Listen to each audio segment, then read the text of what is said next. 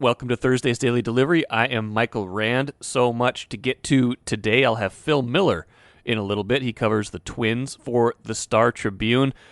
I'm about a week away from the start of the season, if you can believe it. And so Phil's going to help us break down what's going on there, the Alex Kirilloff demotion to the minors, everything Twins related. Phil will help us get into that. But first, what did I miss?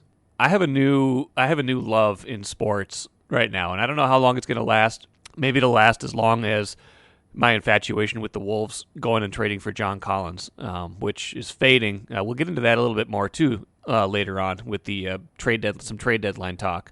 Trade deadline is also today. But my new love is the NCAA men's basketball transfer portal. It's not just men's basketball, obviously. It's all around college sports now.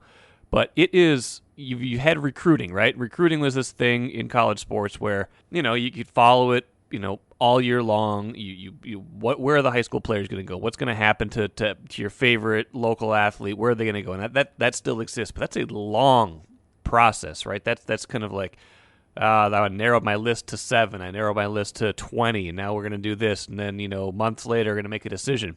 Transfer portal is like college free agency, and I am here for it. I love it. I wish, part of me thinks I shouldn't love it because it's kind of like someone takes a chance on a player who isn't that great or who is lightly recruited out of high school, and instead of staying there all 4 years, they say, well, I've improved. I've got a chance to upgrade my position. I'm going to go to a different school. I'm going to enter the transfer portal, and the transfer portal is basically where players put their names in and say, I intend to transfer. It's so much different than it used to be. The transfer portal came in a few years ago, and now there's, NCAA is letting students, transfer more easily, more freely. A lot of times they're getting waivers. There might be, overarching rules where there's, free transfers, things like that. So you can switch teams more quickly and be eligible more immediately than ever before.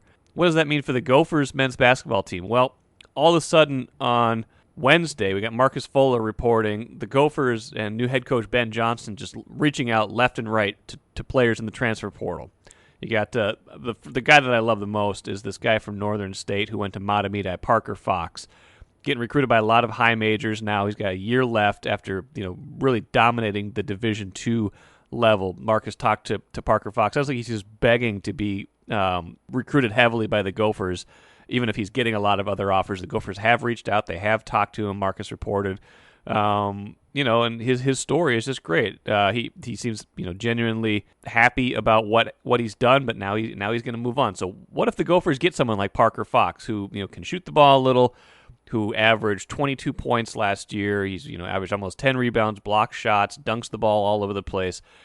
That's the kind of guy that can help you right away. And that's probably what Ben Johnson's going to need, because the transfer portal cuts both ways. He's probably going to lose some of last year's Gophers players to the transfer portal. Maybe most notably, Jamal Mashburn Jr. looks like he's in the mix over there. Marcus Carr might even stay in college basketball but go somewhere else. But it's not just Fox, not just the fantastic Mr. Fox that's in the portal. Marcus reporting George Washington sophomore forward Jamison Battle averaged 17 points this year. Former D-list All-Star. He's expected to talk to Johnson today on a video call. Former Hopkins guard from Ball State, Ish El-Amin, contacted by the Gophers, Marcus reporting. And Race Thompson would be a big get from Armstrong, played at Indiana. He entered the portal Wednesday. Sounds like the Gophers have already reached out. This is like college free agency. It's amazing. It's so much different than what we grew up with in terms of how players moved back and forth from team to team, from school to school. So much easier, and part of it seems a little unseemly, seems a little like the rich get richer, but part of it is athletes should be able to improve their situation. If you went somewhere and it's not working out, the playing time isn't there, your coach leaves, or you are less highly regarded coming out of high school like Parker Fox, you only have one offer to play basketball, and it's from a Division II school, Northern State. Nothing against Northern State, but that's not usually your path to the NBA or a future career in basketball. If you play there for 3 years, you give them all you've got.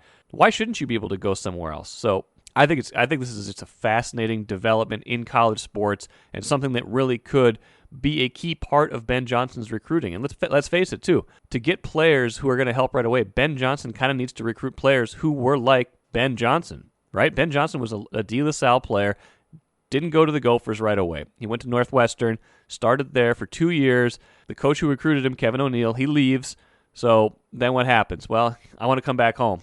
Goes back to the Gophers, plays his final 2 years there. Much better experience. Now he's the head coach there. He's going to have to get guys, first off, who don't leave. Get the guys right out of high school. But if they want to change, if they want to go somewhere else, that transfer portal is there. It's college free agency. It's completely crazy to me that this is the way things are run right now, but it's probably more fair than it ever was before to the student athlete. And for that reason, and for just the sheer interestingness of it and the kind of watching player movement part of it, I am absolutely loving it. I'm Nyla Jean Myers, Senior Assistant Sports Editor at the Star Tribune. Thank you for listening to Strip Sports Daily Delivery. This work is made possible by our Star Tribune subscribers. For unlimited access to the articles mentioned in this podcast and our coverage of Minnesota sports from pros to preps, go to startribune.com/subscribe. Happy to be joined on Daily Delivery today by Phil Miller, Twins beat writer. Phil, let's jump right into the news from earlier this week. Maybe not a shock based on, the low batting average, but Alex Kirilloff sent down to the minors, their top hitting prospect, someone who is in the mix at least to be one of their, starting outfielders. Your thoughts on that level of surprise, and then we'll get into kind of what it means beyond that for the outfield competition. Well, I'll admit I was shocked. I was definitely shocked. I took their trying him at first base several times. He played first base as much as he played the outfield, and I took that as a sign that he had made the team and that they were using the outfield innings to try other guys and letting him get used to a position where he might back up Miguel Sano as well. Reporters get mocked by the manager and the pitching coach and the hitting coach for asking about results in spring training and about, specifically this team, some of the best players on the team are not hitting this spring. And if you ask about that, Max Kepler hasn't had a hit in 3 weeks. The Twins almost seem offended. Rocco will lecture you about where you go. I don't even pay attention to that. Results don't matter. And it's true that a week from today, none of it matters, and the season starts fresh. But it turns out that in Kirilloff's case, results did matter.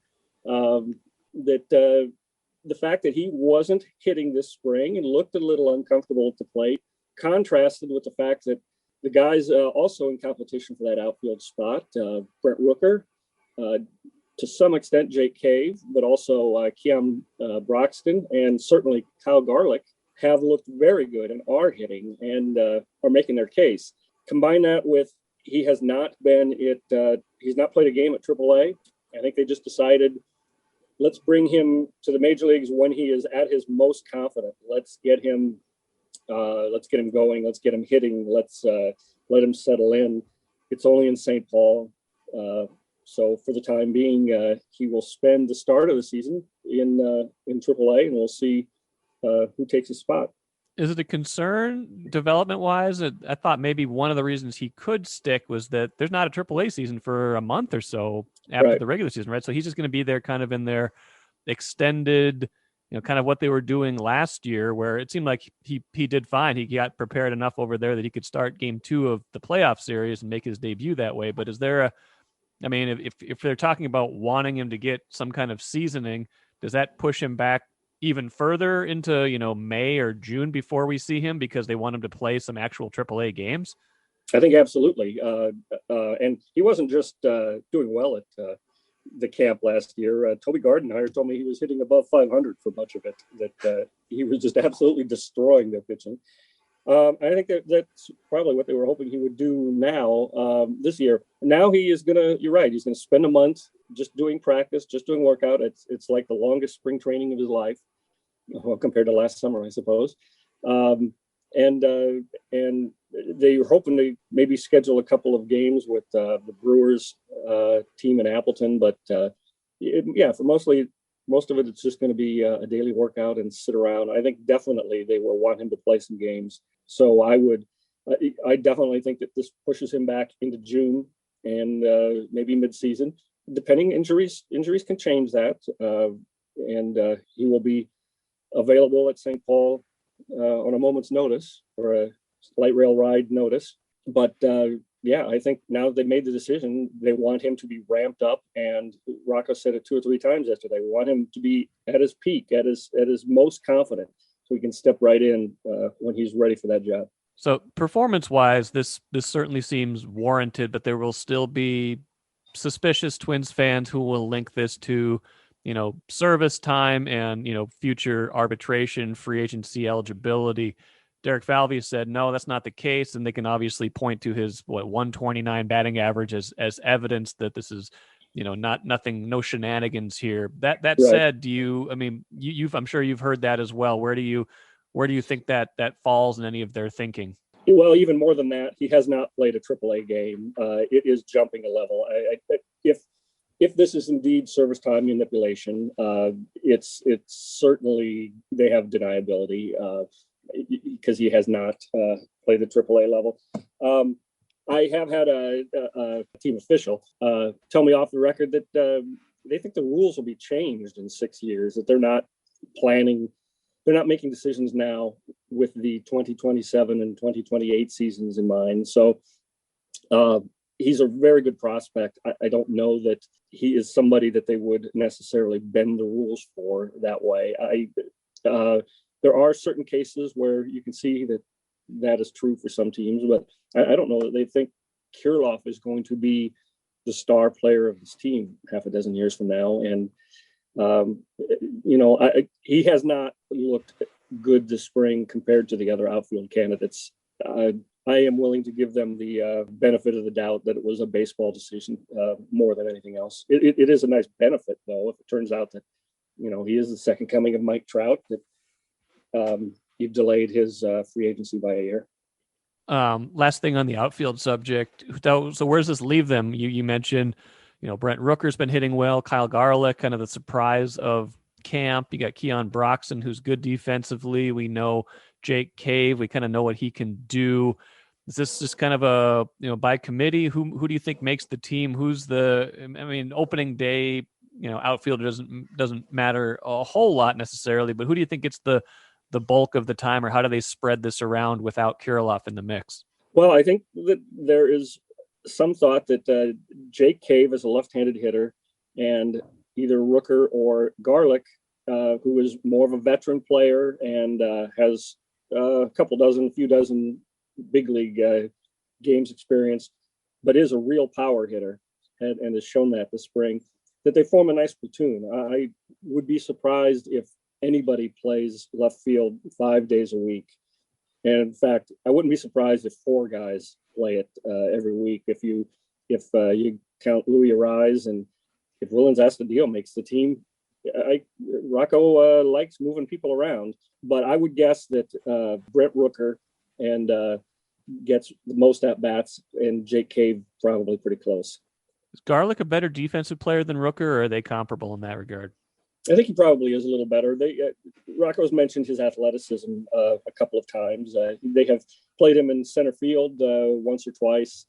I don't think they see him as a guy that can play center field very much. They would rather Cave be out there in that case. But I think they're sold on him being enough of a defender, better than Rooker. But I think Rooker hits enough where he and plays it well enough that they would trust him out there. Interesting spring for them, coming off of 2 postseason appearances, but obviously last year being a much different year, trying to, have a more normal spring this year, or whatever that entails. Maybe give me some of your impressions from being down in Florida for so long. What are some of the surprises, maybe? What are some of the things that are kind of still sorting themselves out? Well, I can tell you, I'm glad I cover a team that is trying, because there are teams that are not. The Twins have played the Pirates and the Orioles in the last few days, and that's a long 6 months those beat writers have ahead of them. It's a lot more interesting to cover a winning team, and I think the Twins are going to do quite a bit of winning, even though they aren't doing it right now. Having kind of an up and down spring, but it looks like a a very talented team. The lineup should be better than it was last year, and the starting rotation should be better than it was last year, and the bullpen might be better than it was last year, but the bullpen will be built more for the 2021 season, which is going to be different than most seasons because of how different 2020 was. So a little more than a week out still from the start of the regular season. So there's not a whole lot of decisions left to be made, I imagine. But what are some of the things that you think we can say with confidence about this roster and this team? Do they carry 4 outfielders or 5? 5 might open the door for Kyle Garlick, like I said, who looks like, if nothing else, he'd be a great pinch hitter off of the bench. Or it's starting to look like they really are sold on Willens Astudillo, who is having a great spring. He's in the middle of everything. His bull in a china shop approach, he's like a great hockey player on the ice. You just watch him all the time, wherever he is. Whether or not he makes the team is still in question. And then they still have half a dozen pitchers to sort out in the bullpen. I don't think there'll be any real big surprises in the bullpen, but there are a couple of candidates that could show up. Brandon Waddell has impressed them.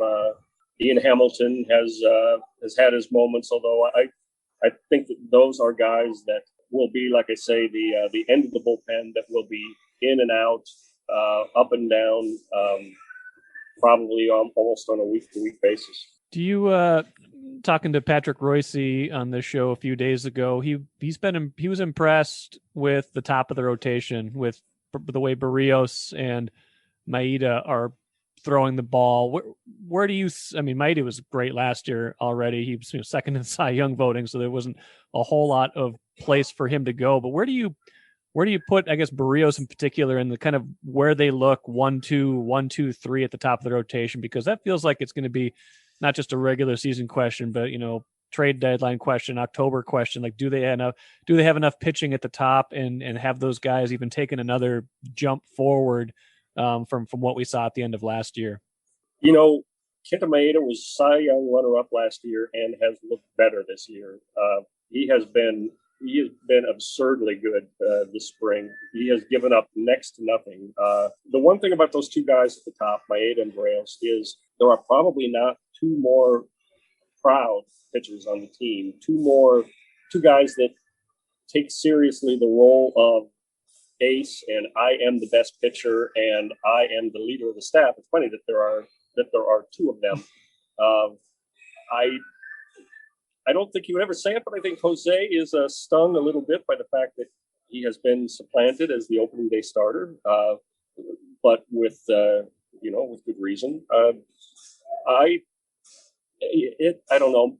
Camp optimism is ubiquitous every year, but I do think the Twins come out of camp thinking these two guys are looking like one of the best 1-2 in the top in the league, and maybe the best 1-2 the Twins have had in, I guess, Santana and Liriano 15 years ago. So, yeah, they have just been tremendous, and I think the Twins feel like the rotation behind them is better this year than last year. Jake Odorizzi kind of had a spoiled season with all his injuries. Maybe that will be a problem this year, but they like Shoemaker, they like Jay Happ, and Dobnak has been just as good as he was at the start of last season. I don't know if people remember, but the first month and a half last year, Dobnak had an ERA under 3, maybe under 2. And he looks, he's added a pitch, a new slider, and he looks just as good as ever. And that's your 5th or 6th starter. I think the Twins rotation is something to be pretty optimistic about. Whether or not Rocco lets them pitch more than 75 or 80 pitches at a time might be the question, especially in April and May. Bullpen-wise, that's always a work in progress. It feels like it's the most fluid thing from year to year. They can add, they can subtract. You get, call-ups. You get, matchups and, ride the hot hand for a little while. But if you're going into the season right now and you're going to imagine a close game on opening day, how do you think, let's say you get through 5 or 6 innings. How do you think what's the pecking order? How do you think Rocco deploys? Who's he got the most confidence in right now to finish a game, with 3 or 4 pitchers at the back end? Taylor Rogers, I would think. They signed Alex Kirilloff, who is a well-established closer, and he has scuffled quite a bit this spring. I see his ERA is under 8 now, but he has given up runs in 3 or 4 of his outings. He's getting a lot of work, but with mixed results. So again, they say don't look at the results. It's how his pitches have looked. And, don't look at the results unless they're good. Well, welcome to my world. Yes. So I do think they are going to try to go with Kirilloff in late in games. Him and Rogers form a pretty good right-left pair if Kirilloff is what he has been before. Kirilloff is an interesting guy because he doesn't throw the ball that hard, and yet nobody makes hard contact with him. He has given up some line shots this spring, but they seem pretty content with his progress. Talked to Wes Johnson the other day, and he doesn't want to hear a discouraging word about Kirilloff. He's impressed with what he's seen. Same kind of goes for Hansel Robles, who has had good outings and bad. He's given up runs four times, I think, this spring, which is not ideal, but he does seem to be coming around. One thing I think Lavelle talked about a couple of weeks ago was they never really replaced the power arm of Trevor May. Do you feel like they haven't, it's such a matchup game sometimes. It's a 1 or 2 hitter kind of thing, 6th or 7th inning. Who is that a Duffy role still, or who kind of comes out and puts out a fire with 98 and just blows somebody away? Well, Duffy's definitely the fireman. 98 is extending him a little bit. He's more of a 96 guy. Or theoretically, he hasn't come close to that this spring. But again, they don't seem pretty worried. Duffy's funny because he's been using his curveball a lot this spring too. Just working on things. He even is using the slow curve. Isn't that the one he used in Isn't that the one he used in 2015 when he was a starter? Yes. He's kind of reinvented that. I think emboldened by Zach Greinke's willingness to use it, he has kind of pulled that out. So I think Duffy is a fireman. You're right. They don't have the 100-mile-an-hour guy that a lot of teams have. They did have that guy, but they traded him for Kenta Maeda. So I think they're okay with that. Okay. Any final thoughts? Anything else down in Florida as you kind of get ready to, end the extended run down there and get this regular season cranked up? Yeah. I don't know. My final thought is that I'm struck by how you focus on the regular season all spring, and yet we all know that nothing matters until October for this team. Nobody. It's pretty clear that the fans are no longer impressed with making the playoffs. So I'm interested to see how their playoff streak hangs over them, I guess, as the season goes on. But yeah, 1 week to go, and then 6 more months until we find out. Good stuff, Phil Miller. Good catching up with you. I'm sure we'll talk a lot over the next 6 months, but enjoy some more sunshine, and we'll talk to you down the road soon. All right, Mike. Good to be with you. Okay, we talked about the NCAA transfer portal earlier on in the show. Now we got to talk about the NBA trade deadline, player movement in basketball all over the place. And, frankly, 2 teams, Gophers and Timberwolves, I had both their head coaches on Wednesday's show. They got a lot to move. They got a lot to work on. I don't want to make light of the trade deadline because anytime a player is moving from place to place involuntarily, unlike the transfer portal, but a player maybe doesn't want to get traded, that's got to be nerve-wracking. I wouldn't want to just be moved to a different newspaper. Suddenly you're going to the Baltimore Sun. Like, okay, I guess I'll do that. I'll keep doing my job. But the Wolves need help. They clearly have a roster imbalance, and they clearly need some kind of infusion of talent now. Whether they do something at the deadline today, we'll see. They definitely need an infusion of talent, and I can tell you that if they don't get it, they're going to spin it and say, well, we got D'Angelo Russell and Malik Beasley coming back. That's kind of like our trade deadline acquisitions, which was actually their trade deadline acquisitions last year. But you can argue that they want to see what these guys are going to look like in this year's system.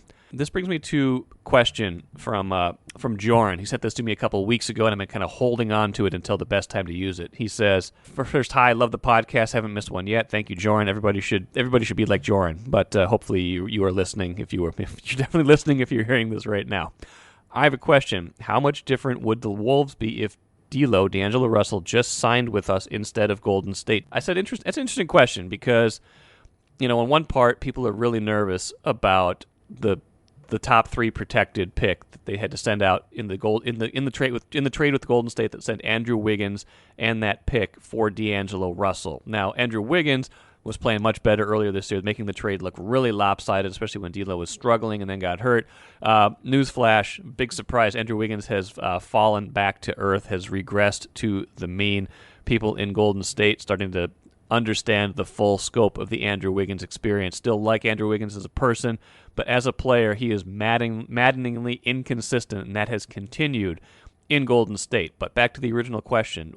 So the Wolves pursued D'Angelo Russell in free agency a couple summers ago, didn't get him, but then ended up trading for him, like the aforementioned deal, Andrew Wiggins and that number 1 pick. I don't think you blame him because they kind of had to do it this way ultimately. You were going to have to move Wiggins at some point, I think, in order to be able to get Russell because otherwise there's a salary problem. You got to have a salary match, first of all, because D'Angelo Russell's making a lot of money. He's making a max contract just like Wiggins. So all along, the trade that probably made the most sense was involving Wiggins and Russell instead of just flat-out signing Russell. Because if you flat-out sign Russell, you've got Russell and Wiggins and Karl-Anthony Towns. You're not going to be able to pay all of those guys, at least not under the salary cap, at least not under the luxury tax threshold, which then you're talking about paying a whole lot of money for a team that's unproven.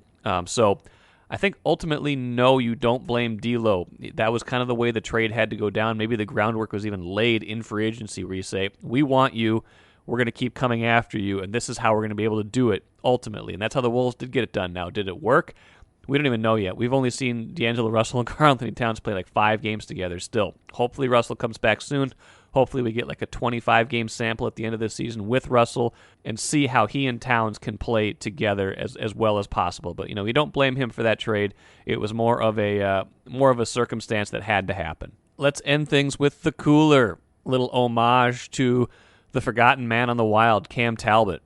Everybody was capo-cacking in this, scoring a whole bunch of goals. That when the Wild got hot, a few weeks ago, Talbot was out for a while, only played like 2 games, I think, in February. Has a couple good games after he comes back, and then the Wild they get their doors blown off in Colorado, right? Talbot plays one of those games, they lose 5-1, but he takes like 50 shots on him. Capo-Kakinen, same thing, 6-0 game. So they come back home. Who's going to start in goal? Well, Talbot gets the start against Anaheim a few nights ago. Nice, steadying 2-1 win. Kind of rights the ship, right? Wednesday night, rematch with Anaheim. Same thing. 3-2 win. Saves 52 out of the 55 shots in both of those games combined. Wild get 2 very important wins. That's 4 out of 5 really good games for Cam Talbot in his last, out of his last 5 games. There's 4 really rock solid starts, wins for him. So they're going to need 2 goalies this season, no doubt about it. You can think that Capo-Kakinen's the number 1, that he has supplanted Cam Talbot, but I think they kind of have a sharing system that's working for them, especially in a year where they're playing a lot of back-to-backs. They're playing a compressed schedule. You're going to need both those goalies. And they can sort itself out if and when they get to the postseason. But for right now, absolutely critical to have 2 good goaltenders, and Cam Talbot absolutely delivered 2 very good performances when they needed it for them this week. That'll do it for today. Friday's show should have Chris Hine, Timberwolves beat writer. He will be a 5-time guest. I still got to get him that 5-timers jacket. Working on that right now. He'll break down the Timberwolves trade deadline and other matters related to the Wolves. Probably talk some college basketball heading into a big weekend and a whole bunch of other stuff as well. Thanks for listening to Daily Delivery. Subscribe to StarTribune.com, and we will see you again on Friday.